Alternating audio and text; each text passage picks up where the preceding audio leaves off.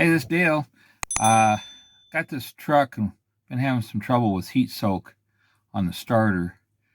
Now, I got a little heat soak going on just on the engine now. And when I first started to take this video, it was at 210 and it's creeping its way up. This is a manual gauge that's on here. But when it gets up to 210, that's the highest the temp gets, and then it starts to cool down to about around 200, and then it floats in between there when you're driving it. But the problem is we're getting this heat soak on the starter, and that's because the exhaust is too close to it. I'm going to get underneath there, take a quick temp on that starter, and then I'll show you what my plan is to fix it. So this is going to be my fix on that heat saturation on the starter, and that is going to be this VersaShield here that is made by Design Engineering. And what it does is I got a starter I pulled out of the core pile here. We'll use it, but it just wraps around your starter just like this, and it velcros on, and then you just trim off this area right here of what you got left over. Now this is just a tiny, I got a small starter out of the core pile because I thought that'd be a good demonstration that this thing will fit pretty much any size starter. And the starter is going to go on is full-sized Delco on small block Chevy, so really in diameter I don't think it's much bigger for an automobile than the GM one with this solenoid on it. So that's what we're going to use. I say it's that right there, and I got this one. I believe this one came from Summit. I had it in stock.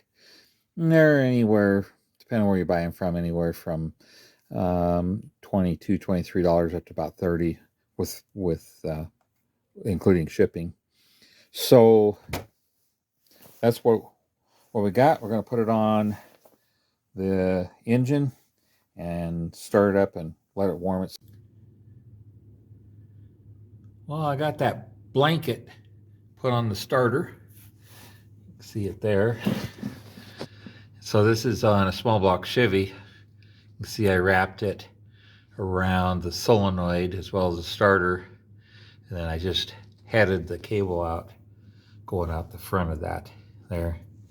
Velcroed it on, didn't need trimmed at all, and that is it. And you can see, I don't know, I guess I really can't get my phone up in there to do that, but that starter is pretty close to the exhaust right here. So that's why we're getting that heat transfer going there. So that should take care of that problem. I'm gonna reroute these lines right here as well on this. I just don't like how close they are running to the exhaust. So we'll get them pulled a little bit away from there and make sure we don't have any leakage, because it looks like we got a little bit of something going on right here. So take a look at that. But that's another day. Anyway, I want to show you that. I'm going to start this thing up, get her warmed up, and then I will take a temp off of the starter again. Say last time was like 197, and I took it right off the get my camera in here, right off the back. Right here is where I did it from, so I can do it again right there and see what temperature we're at, and give it a good test and see if that fixes it as far as the start problem, because this last time it wouldn't start at all. So we'll find out. Okay, I climbed underneath and measured the temp. Temp on the blanket was 214 degrees, and the starter itself was 104.9. Now, I haven't tried to restart it.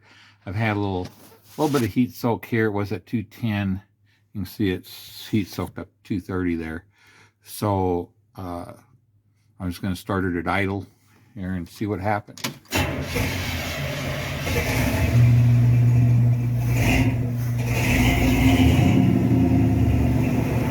So we had no problem with it starting, and we're going to come back down to 210. That's where it runs, between 205 and 210.